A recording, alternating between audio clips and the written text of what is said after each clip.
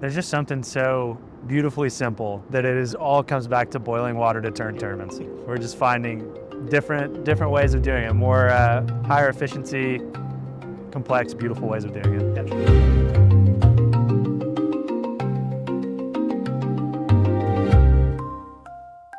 Welcome to Mission Critical. My name is Logan Jones. I'm one of the hosts, and if you're new to Mission Critical, we started this series because we really wanted to kind of document this time in history, this next technological revolution, as artificial intelligence impacts some of the most critical industries in our nation. So things like energy, advanced manufacturing, and space and defense. So today I'm on my way down to Clinton, Tennessee to do a tour of the Bull Run fossil plant. So that is a decommissioned coal plant that is owned by the Tennessee Valley Authority. And we've been invited down because the TVA has actually partnered with Type 1 Energy, which is a nuclear fusion company, to build a proof of concept fusion reactor in this decommissioned coal plant. It feels so poetic that an old coal plant is going to be driving forward this next source of energy that has been talked about for decades. So before we dive into this, I just want to give a quick shout out to the sponsors that support Mission Critical. A special thank you for helping get Mission Critical off the ground to Valent, which is an AI platform that helps mission critical companies qualify, respond to, and win more RFPs, and Able Construction, a fourth generation family owned construction company building some of the most complex projects across the Midwest and Southeast. Links to both are in the description. All right, Tony, there's a running joke about fusion energy that it's always been 30 years away. And now we're seeing just a lot more private investment going into the space. Utilities like the TVA are now, putting resources towards this. And it makes you think, when you think of a utility like the TVA, typically utilities are very conservative. Yeah. And it makes you wonder, okay, well, what's going on now? What's changed now that somebody like the TVA wants to start putting resources towards fusion? So I thought we could just start the conversation off talking about this time in history and this moment and why you guys have started taking steps towards fusion energy. Well, and you're right. You're right about the always 30 years away. The science hasn't really changed. I mean, what has really changed over the last several years is some of the infrastructures that support fusion. In my opinion, I do feel that the advancements that we're seeing in the computers nowadays having probably the biggest impact or biggest advancement that we're seeing. We look at our case with the Infinity project. Our stellarator design from Type 1 Energy leveraged the Oak Ridge National Labs supercomputer. And it's able to do these complex calculations so much faster than they did in the past. They're able to have these sophisticated models that are able to determine and evaluate the operating parameters of the stellarator.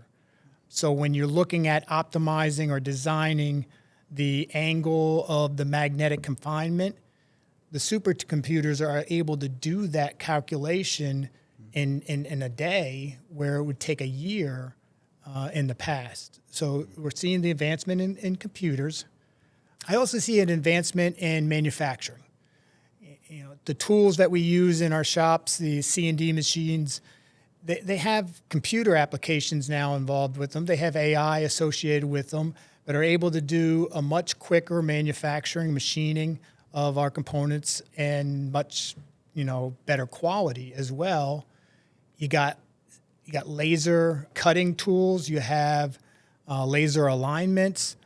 You have different manufacturing techniques that can make materials and equipment much faster. In the olden days, you used to have a large machinery that would have to be forged, or you would need castings, and that takes time. And then time in construction world is money.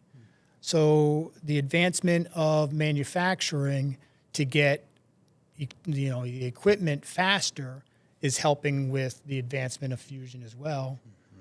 Mm-hmm. And finally, I see advancements in the area of material science, and in two areas of material science. The environment that fusion needs to operate in is a very harsh environment.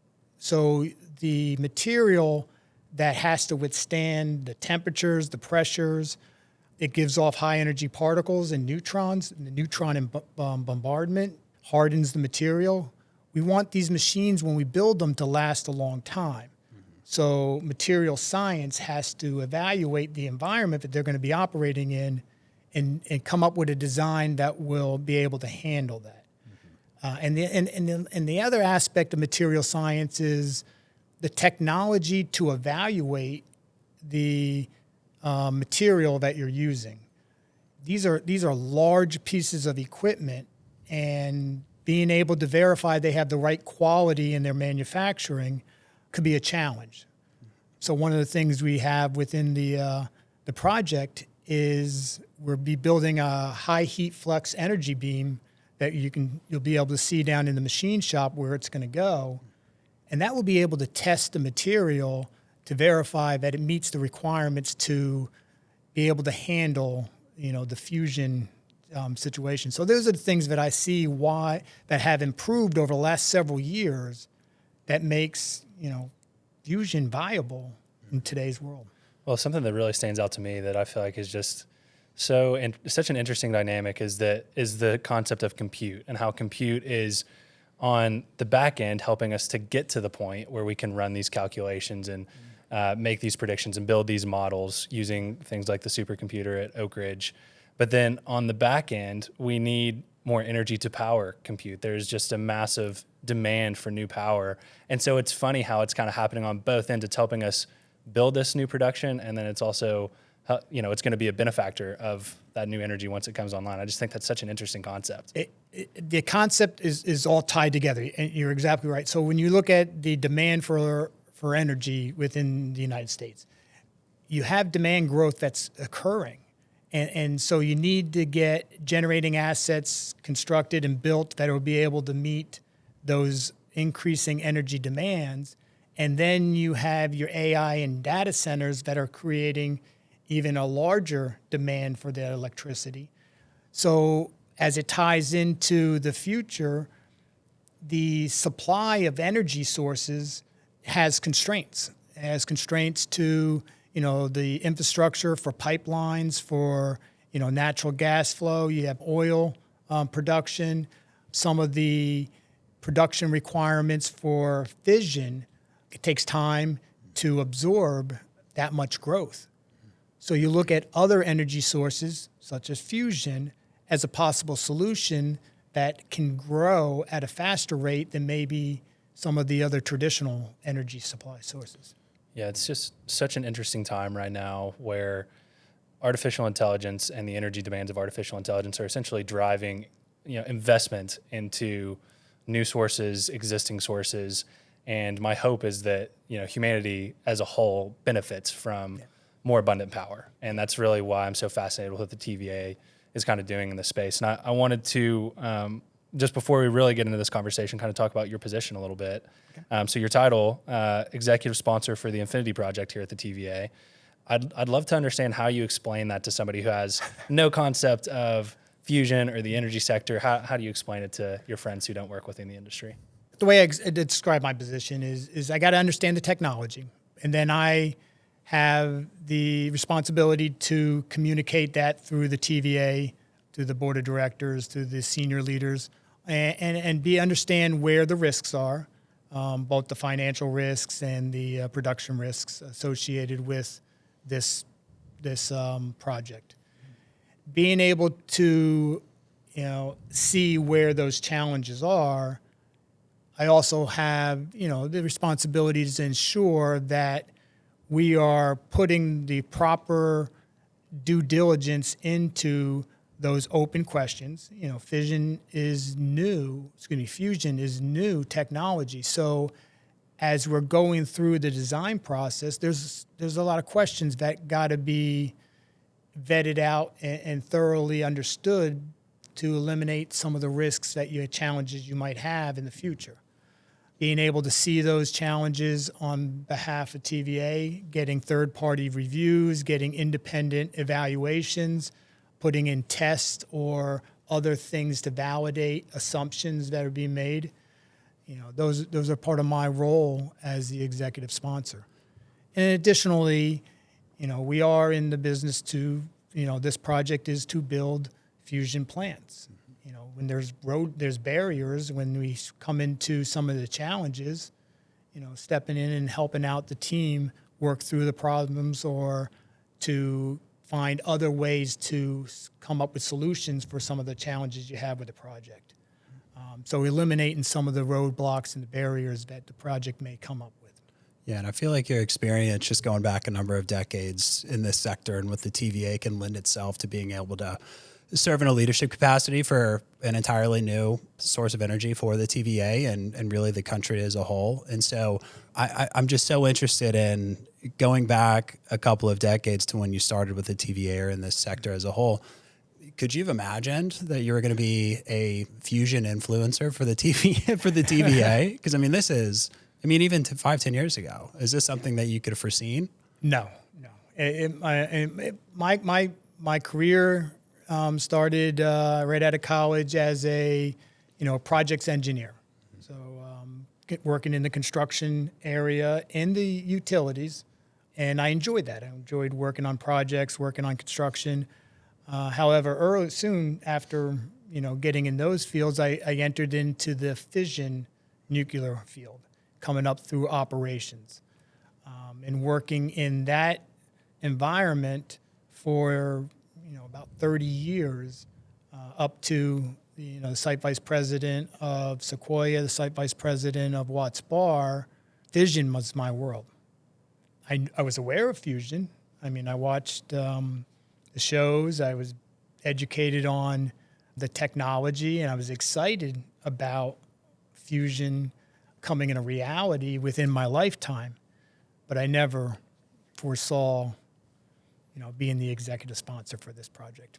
Yeah, and I feel like, especially on just the TVA, you exist in such an interesting zone where your utility providing power to residential homes, commercial facilities, industrial facilities, at very reliable power at an affordable rate in perpetuity. And so to be able to look at new technologies and to weigh which one should we look into next? How do we make the case for financial viability for working with Type 1 on Infinity One? But then also, it just at the same time, this new technology, it takes a utility to take a chance on it for it to go grid scale. At the end of the day, you can simulate it as much as you possibly want to. You can simulate it to death. But to actually be able to put it into practice, you need a utility like the TVA to come along and actually take a chance with it. And so I just feel like to be able to serve as both a catalyst, but to also maintain those rates for your customers at the same time. Can you talk a little bit more about that, about how the TVA thinks about weighing those two at the same time? Our mission is to serve the people of the Valley.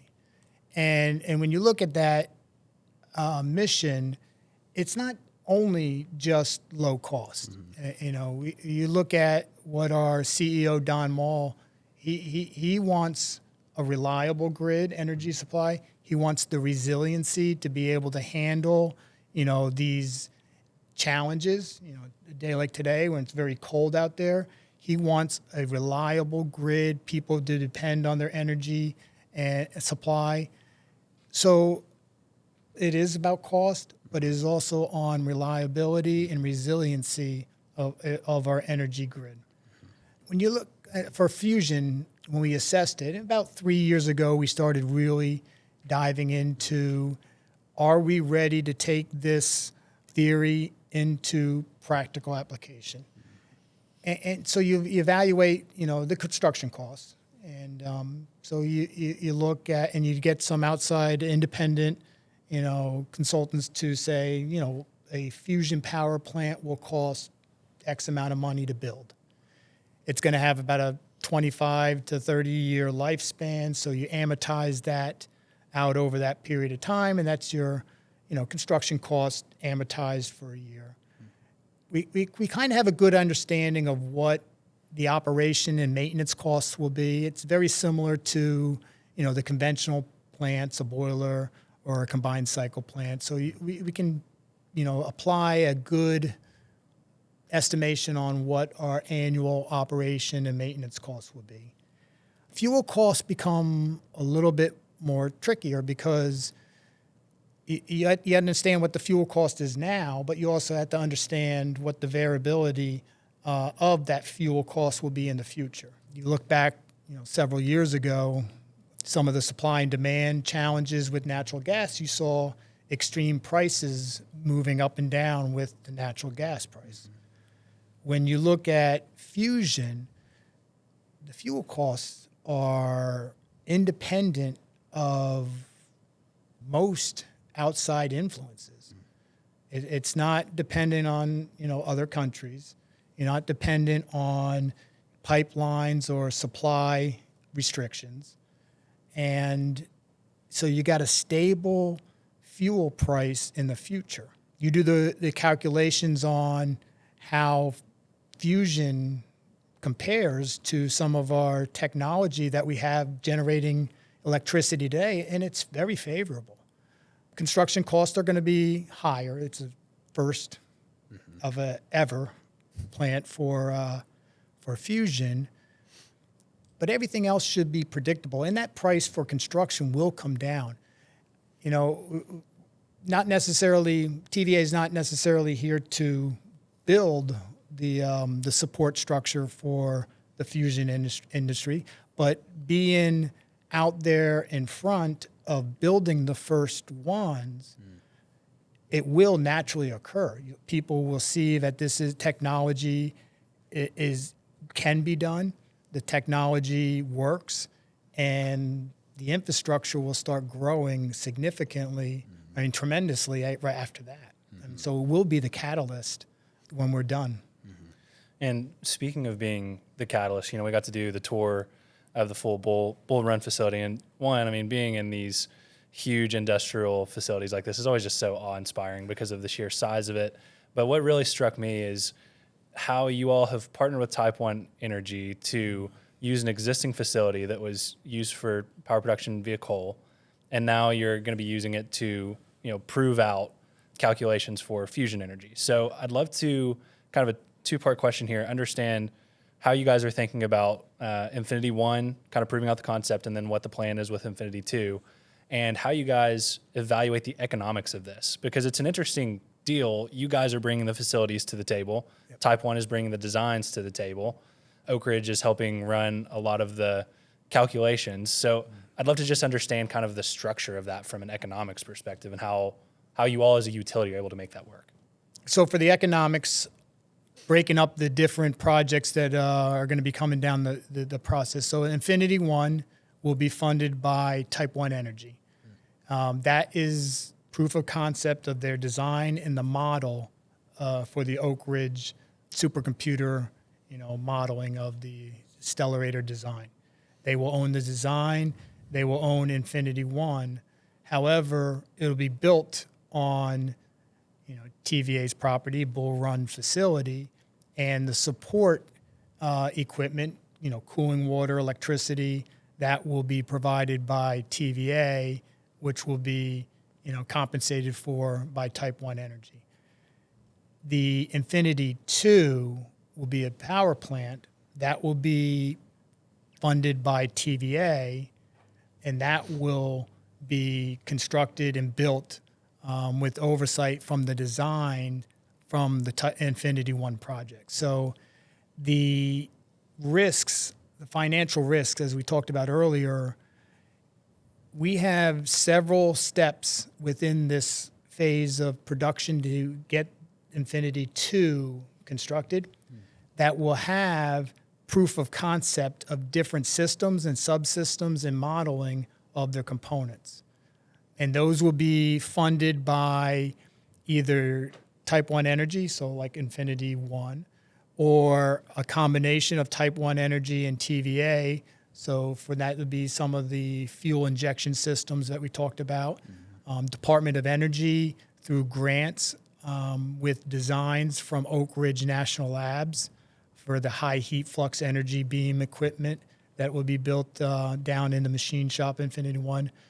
It's the alignment with all these different companies that are sharing a lot of the cost and some of the designs to get through these hurdles to see the production of Infinity 2.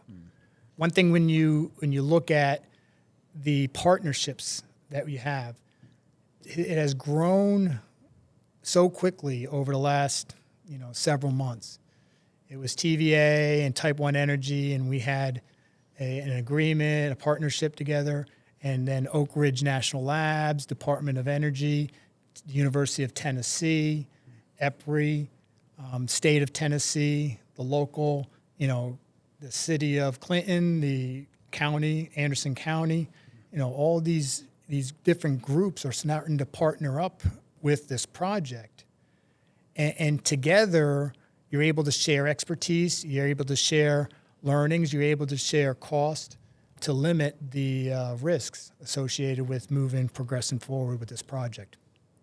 That's amazing. And speaking about partnerships, the ecosystem that's blossomed around here is unlike any other, really. I think you guys are rated the top state for nuclear across the country, which definitely shows with all of the private investment, all the DOE grants, but then also just the engagement with the university system in the community college system is so awesome to see.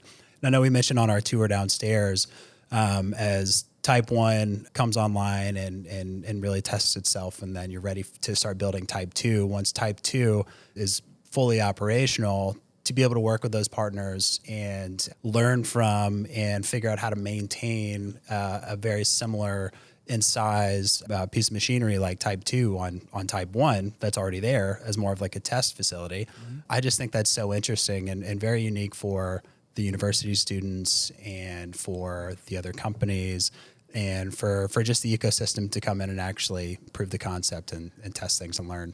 You're bringing up something that's very exciting. We're going to be going through these different deliberate steps to build Infinity 2. However, to get there, you're going to have a subsystem of, like the fuel injection system. We're evaluating whether to build a tritium supply subsystem. We're looking at Infinity 1 as being a test machine and a training facility. So all this technology to get us to Infinity 2 will not go to waste. It will be there to help train and develop and to research, to get future learnings, because the next evolution will be the improvements from Infinity 2 to the next generation of fusion units to continuously improve their designs. So what we're seeing at Bull Run in Eastern Tennessee is this opportunity to develop this local community to be experts on the next generation of electrical generation and fusion. So it's very exciting time. I love that you guys are taking this sort of ecosystem builder approach, and you're very open. This was something that we got to talk about in our last interview with the TVA. It was just openness to collaboration and partnering with whether it's startups or government entities. I think that's the path for success when you're trying to just start building again. I mean, we're building something brand new, and that is to establish an ecosystem is no small feat, and it takes a lot of different stakeholders to come in and invest in that. And we talked a little bit about de-risking things by bringing in these partners and building these collaborations. I'm curious how the TVA kind of thinks about managing risks and uncertainty when it comes to investing in fusion technology at this stage. I mean, what are things that you guys are looking out for that you're trying to hedge against, and how are you doing so? There's steps as we're going through this, evolution to Infinity 2. We are tracking some of those open questions and some of those challenges and evaluating on how they're getting resolved. When you look at, extending finances or economic risk, you got to understand, certain roadblocks like, hey, we got to get an answer on this question before we want to progress forward with this design. So Infinity, we do know that Type 1 Energy has a design that's proving. The stellarators have been used in Germany, and the W7X machines has been successful at having stable plasma flow. University of Wisconsin has a test stellarator at that facility, at that university. So we do understand the design is good. However, those designs are at a smaller scale, and those designs are slightly not optimized for power generation. So then you look at the supercomputer modeling. Supercomputer modeling determines, how to build your magnets for, magnetic confinement, allows you how to build your vacuum chamber to get the flow angles of the plasma flow.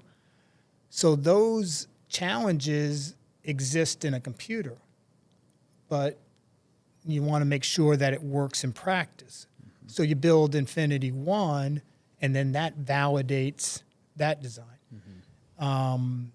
We talked about on the tour the gyrotrons, these tools that are utilized to start the plasma flow. They get the heat up the fuel to get it to the plasma state to allow the start of the fusion reactions. Gyrotrons have been around for a while. They've been used on these test reactors, but at a much smaller scale. So when you're talking to a company who's building the design to handle the size for Infinity 2, you got to show that they're proof of concept, so you evaluate how they test out and they put them in practical applications to determine if they're going to be able to perform the functions they need. So you have a structure in place, and you follow through that plan to evaluate the designs and thoroughly answer those questions before you move forward. And that's how you manage the economic risks as going forward with this project. And when you mention the designs, because there's also, you've mentioned stellarator a few times, and I know downstairs we talked about stellarator versus the tokamak technology and why the TVA went more so with the stellarator, at least initially. And so can you go into the decision-making on that a little bit? Because I think the audience would be really curious just about the difference between the two and why the TVA preferred one over the other, at least for now. Yeah. So the concept of creating the energy is the same. That fusion reaction, creates the energy. However, when you look at the tokamaks, the energy, the pressures are exerted in a pulse type of function. So the energy is created in pulses, and it gives a cyclical or oscillating energy pulse. Stellarators are fuel is injected in the plasma flow, and it's a stable, steady state, production of the reaction of the fusion. For our application for TVA, the designs of having a stable, thermal output of a machine, which would then get converted over to a conventional power plant, allows you to optimize and fine-tune all the control systems and to operate everything at steady state and control, and have a dependable, predictable amount of electricity that we put out to the grid. So the stellarator, which provides that stable output of energy, was better for our application. And that was one of the biggest, that's a big reason why we went with that design. Speaking of designs and how you guys are kind of using Infinity 1 to prove out the concept before moving on to Infinity 2, I think one of the things that makes me an optimist about this entire sort of initiative is if we bring it back to compute, each time these simulations are run, when you actually have it happening in the real world, you guys are going to be collecting a ton of data. And I assume that data is going to be fed right back into the supercomputers to then further the research and the understanding of how these machines work and furthering things like material science and design. I think that's probably one of the most exciting pieces of this that I can point to and be like, okay, why could this have not happened, 10 years ago? We've just got a completely new paradigm when it comes to compute that gets me extremely excited about it. And when you think of how quickly things are progressing on that front right now. It is like nothing we've ever seen before in terms of a technological revolution. And keeping that in mind, you guys have some milestones in terms of when you expect to start construction on Infinity One, when you want to have things kind of running for the first time, or at least have some of the supporting systems up and ready to go. Can you just kind of walk us through how you guys are planning from a time perspective of when some of this is going to happen? Yeah, well, timing is perfect because as of this week, we just submitted our permits for the construction of the Infinity One project with the state of Tennessee, which is a huge milestone for us. Understanding, what the permit requirements are going to be and what that process will look like for a commercial company is a big variable that everybody needs to understand before they jump into this industry. So what will the permits be? So state of Tennessee has taken a forward approach to get in front of that question, and they've set up the parameters, they set up the process, and today we submitted the permit for Infinity One, for the construction of Infinity One. The manufacturing of the different components of Infinity One, those designs are at a point where they put many of them out for bid through Type 1 Energy, and then some of them where they're going to have TVA's power service shops. So some of our craftsmen down in our power service shop in Muscle Shoals, Alabama, they're going to be taking on the construction of a lot of this work for Infinity One.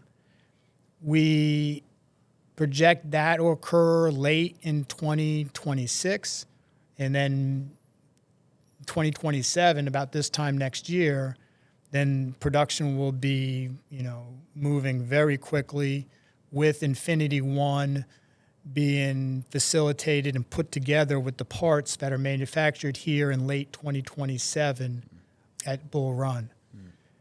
Then you look at design test running around middle of 2028 and doing the final test around October-ish of 2028. And that's when Infinity One will be complete. In parallel with some of those timelines is where we see the potential start of Infinity Two.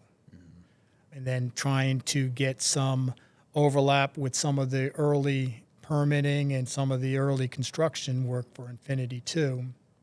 And then with the final design of the stellarator to be performed at the completion of the test run of Infinity One.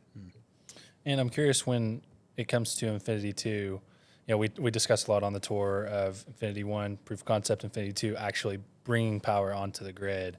How are you all planning from a portfolio of power production?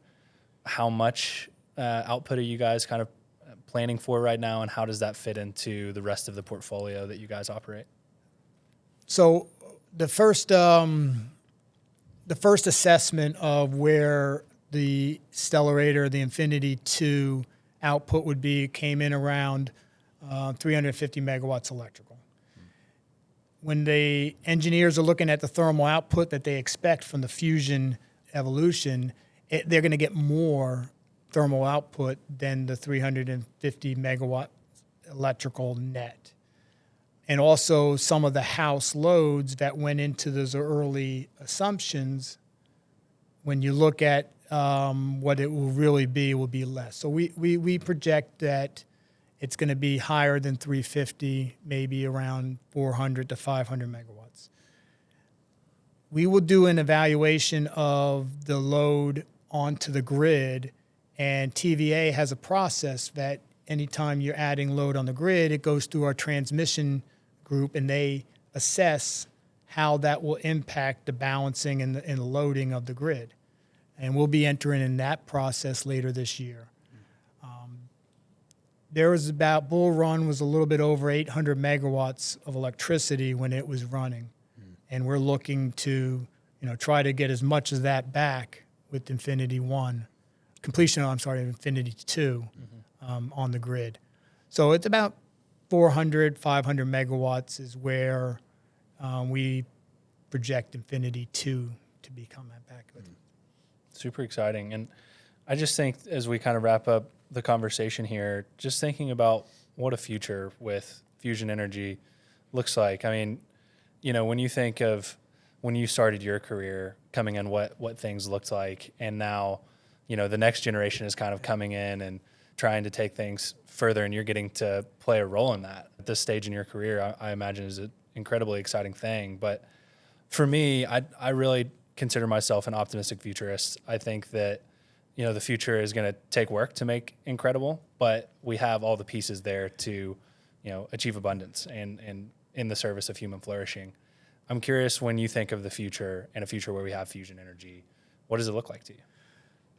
I'm aligned with you. I think that, you got to start fusion, to get a future in fusion. Exciting that we are starting fusion. I think it's going to take a lot of work to build the structure that we're going to need. These power plants that we're talking about are large, and they take a lot of investment by companies to get into this industry. So they're going to need to see, a payback. So they're going to need to see other companies, getting into the business. They're going to see, hey, I want 2 stellarators over here. I want to order 4 over there. I want to order this. So they're going to need to see a viable design. They want to see, positive output. And then they want to see the growth of the demand for stellarators. And then you'll see the supply chain follow suit. And that will take some time. But when that happens, it truly can take off. And then when you look at another aspect of fusion energy, kind of like we talked about with the benefits of doing it at Bull Run. So some of these generating assets that we have throughout the country, they're getting up there in age. Well, it isn't just, you don't necessarily have to, shut them down and then demolition everything and retire the site. Now you have the option of, taking a look and utilizing some of the natural advantages of a facility that's already established, and then convert that to a fusion plant. And that may be a transition as some of the fossil plants become older in age, to have a natural conversion over to a fusion plant as the succession, which is exciting. So it's going to take some time. It's going to take some energy. It's going to take some commitment through investors. But once it does take off, I think it will be self-sustaining, and I think it will be the technology of the future for energy production. Yeah. I love the concreteness of that answer, because I think what there's too much of in the space right now is a lot of hype. There's a lot of private dollars going into it. There's a lot of startups that are chasing this kind of, pie in the sky, achieve fusion. I love to hear a realist kind of take on here's what needs to happen to get to this future. I don't think anybody's is doubting how great of a future it is if we have clean, abundant, sustainable power that fusion can supply. But I think it's just refreshing to hear that kind of perspective from a utility that is, has a history of providing reliable power to this region. So Tony, it's been an absolute pleasure to sit down and do an interview with you, and thank you again for the tour that you gave us of the facility. This has been a lot of fun, so thank you for the time. Thank you. It's been awesome. Tony started our tour of the facility in the machine shop, where many of Infinity 1 and 2's testing systems will be constructed. So one of the projects we have within our the big Infinity project is to develop and construct what we call a high heat flux energy beam machine. This machine will be able to test on a large scale material on its ability to withstand the environment that fusion takes place. So the plasma fields that we have within the fusion machines, you have to have special material on the equipment that's surrounding that area. So we'll be building a machine that will test the equipment to ensure it has the right quality before we get into the application of Infinity 1 and Infinity 2. This machine was designed by Oak Ridge National Labs. Type 1 Energy won the competitive bid to build it here at the Bull Run facility, and it's funded by Department of Energy. That was just announced a couple days ago. It was just announced in the public, a couple days ago. Yeah, which is end of December, yeah. And so the machine that's going to go in this room is, this is all part of validating the idea and the research side of building Infinity 1. That's true. So this machine is going to be not just for Infinity 1 or Infinity 2. This machine will be for the fusion industry. Okay. Wow. To be That's awesome. able to test large-scale materials to see how they will hold up in a plasma-facing environment. Additionally, what we're going to be building in there is also a smaller-scale pellet injection system, and that will be able to determine the operation parameters that for the injection system. So when you look at a fusion machine, it uses cold fuel pellets, and it injects them into the plasma flow of deuterium and tritium. And we'll be building a smaller scaled model of that to verify the operating parameters are acceptable for the large scale power plant. That's super cool. That's happening right here in Yeah. Clinton, Tennessee. That's correct. So Yeah. if you look at some of the large equipment that used to be in this machine shop, we're in the process of removing the milling machines, the press, the lathes that used to support the Bull Run Yeah. plant. And then we'd be upscaling the lighting, the electrical, the cooling water supply, and building the machine right in that area right over there. And Sam, if you can capture just a little bit of what we're seeing here as well.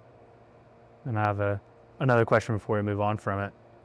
I assume this new machinery is going to be assembled in here, or is it going to be shipped complete? No, the material and parts will be shipped to Bull Run, and then the craftsman will build the machine here inside the machine shop. And additionally, the pellet injection, the fuel injection system, same thing. The material to build it will be shipped to Bull Run, and then the craftsman will build the machine here inside the machine shop.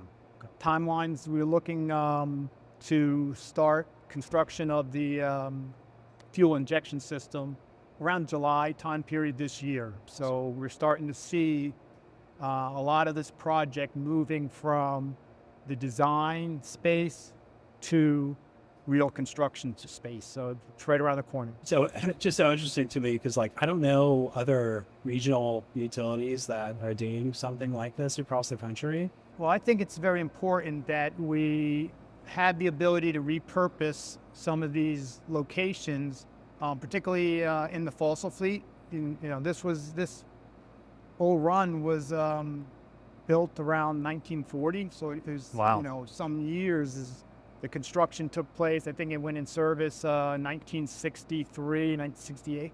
So it's been in operation for a lot of years. At the end of life, you have the option of walking away from a facility that's been established within the local community with the jobs and the infrastructure, or repurpose it to a new design. One thing that fusion energy provides is it allows some of these older fossil plants to be modified to be a fusion plant and keep the grid stabilized, so you get the megawatts going on the grid to keep the balancing of the grid. You don't have to run new power lines to the site. They're already there. You don't need to run new cooling water lines from like the Tennessee River or someplace like that to support the plant. They're already established. Saves money. It doesn't affect the local environment, and the local community benefits from it as well.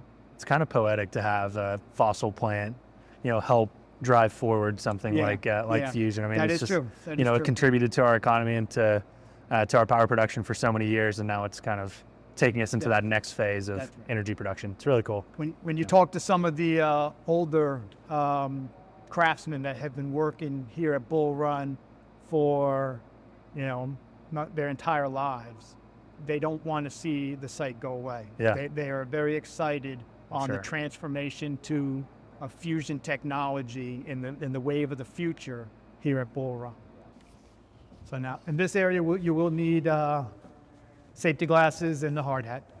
Tony then led us down onto the turbine floor where the scale of the facility really hits you. Oh, wow.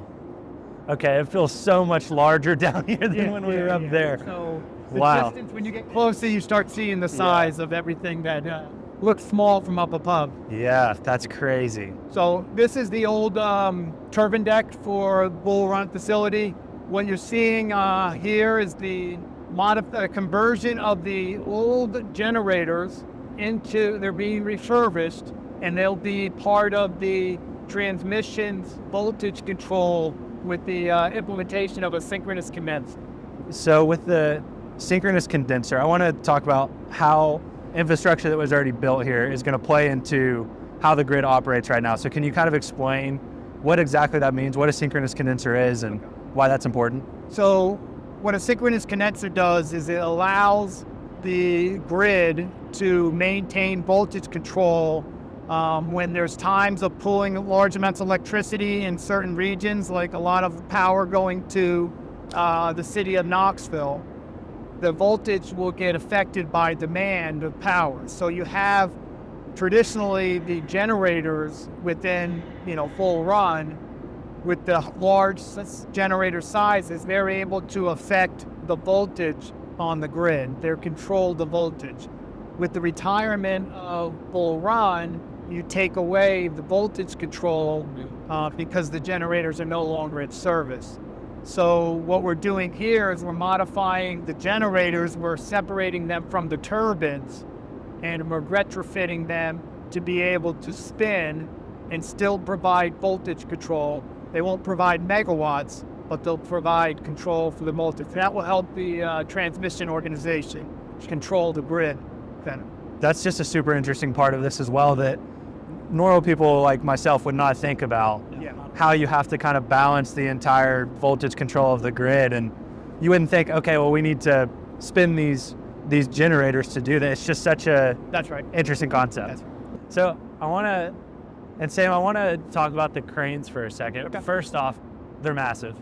How much can they lift? Do you know off the top of your head? Like, that's got to be tons and tons of lift capacity. They can lift the generators. I can get that information. Yeah, no, that's put you on the spot with that one. Yeah, The reason I'm asking though is with those cranes, I'm wondering, does that play into building the fusion machine? Is that going to be required? Well, the upgrading of the south crane, they don't need to be upgraded. The weight of the generators here at Bull Run are heavier than the weight of the segments of the stellarator design for Infinity One. So the limiting condition is still the generators, and the lifting capability of the cranes are fine as is to support the Infinity One construction.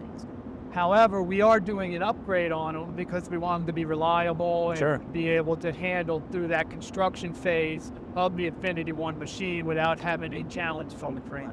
We then proceeded down to where the Infinity One machine will be assembled, represented by a life-size rendering in the location where the machine will sit. So what you're seeing here is representation of the size of what the Infinity One fusion machine will look like and where it will be sitting when its construction is completed.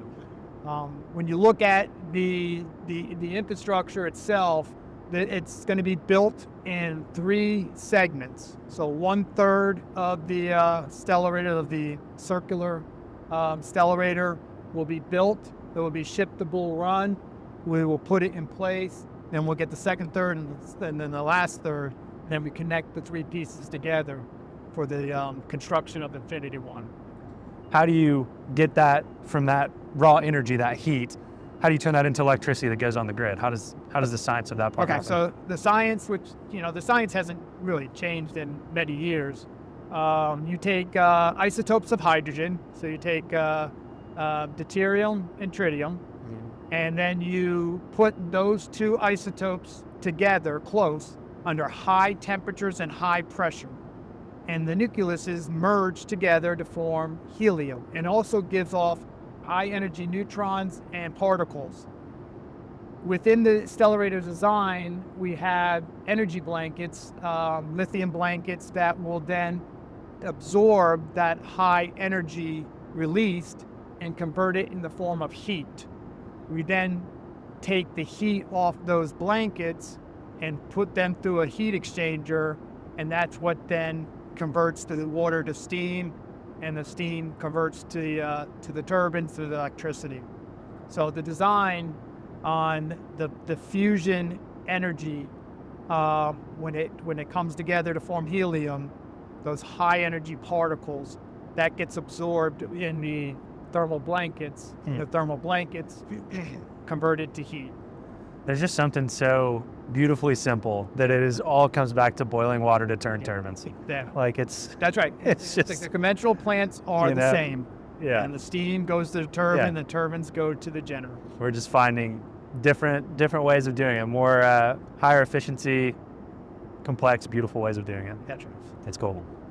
We walked outside to check out where a majority of the work has been done, clearing the site for where Infinity 2 and the supporting facilities will be built. Now, I don't know if you want to look right here. So right where the Brandenburg tractor or machine is Big right machine, there. yeah. That is the location of where we're proposing for the Infinity 2 machine to be built. As you can see, we're in the process of pulling down the boilers and clearing up the local area in that location. But that is where right now where we're looking to build the Infinity 2 machine, the power plant.